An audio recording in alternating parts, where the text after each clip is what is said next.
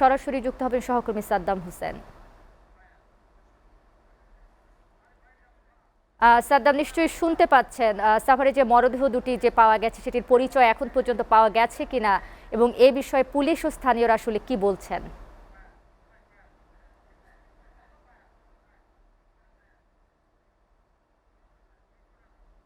একটি মৃত্যুপুরী হিসাবে দাঁড়িয়েছে। অর্থাৎ গত 4 মাসে কিন্তু এই স্থানটিতে, অর্থাৎ সাভারের পৌর কমিউনিটি যে সেন্টার, সেটি ঠিক সাভার মডেল থানার 300 থেকে 400 গজ দূরে অবস্থিত এবং এই জায়গাটি কিন্তু পরিচিত একটি জায়গা রয়েছে এবং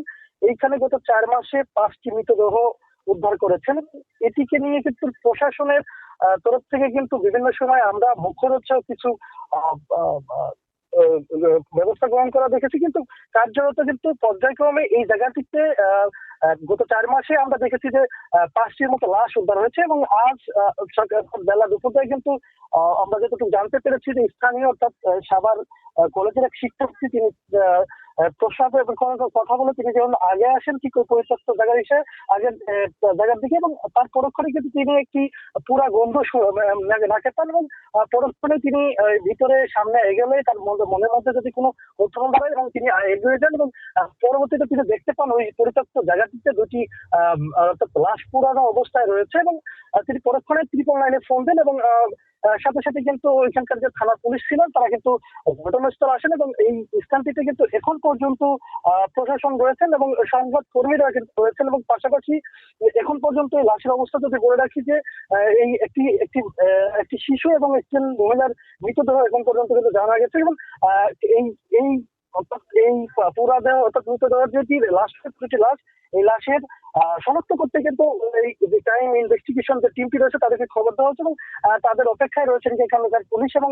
তারা এসে বিভিন্ন আলামত সংগ্রহ করবে এবং পাশাপাশি যদি বলা যায় যে এখানকার পুলিশ বরাত আমরা যতটুকু জানতে পেরেছি যে পরিত্যক্ত এই ভবনে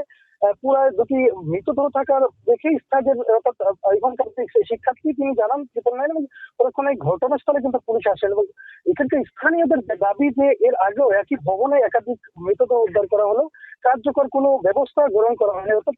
প্রায় প্রতিটি ঘটনার ধরনই কিন্তু একই একই স্থানে, অর্থাৎ এলাকাবাসীর মধ্যে যে সন্দেহ তৈরি হচ্ছে এটি কোনো ধরনের সংঘবদ্ধ চক্র যা পরিকল্পিত ভাবে এই ঘটনাগুলো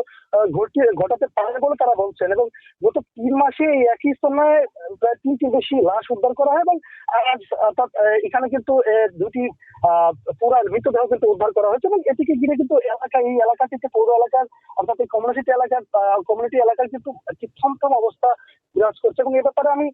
থানা পুলিশ, অর্থাৎ সাভার থানা পুলিশের ওসি ভারপ্রাপ্ত কর্মকর্তা ওসি আরমানের সাথে কথা বলছে। তিনি বলছিলেন যে ঘটনাস্থলে আমরা খবর পেয়ে গিয়েছি এবং আমরা ঘটনাস্থলটি পরিদর্শন করছেন এবং পাশাপাশি যদি উদ্ধারকৃত যে মৃতদেহ দুটি সেটি কিন্তু তারা যে আলামতের বিষয়টি বলছিলাম যে আলামত ক্রাইম ইনভেস্টিগেশন যে টিমটি রয়েছে তাদেরকে আলামত সংগ্রহের জন্য কিন্তু তারা খবর দিয়েছেন এবং তারা ঘটনাস্থলে আসার জন্য খুব দ্রুতই মনে হতো তারা এসে পৌঁছাবেন, এমনটি কিন্তু জানিয়েছেন থানা পুলিশ এবং তো এই ছিল আমার কাছে সাভারের পৌর কমিউনিটি সেন্টার থেকে মৃতদেহের সর্বশেষ তথ্য। শারমিন। সাদ্দাম, আপনাকে ধন্যবাদ।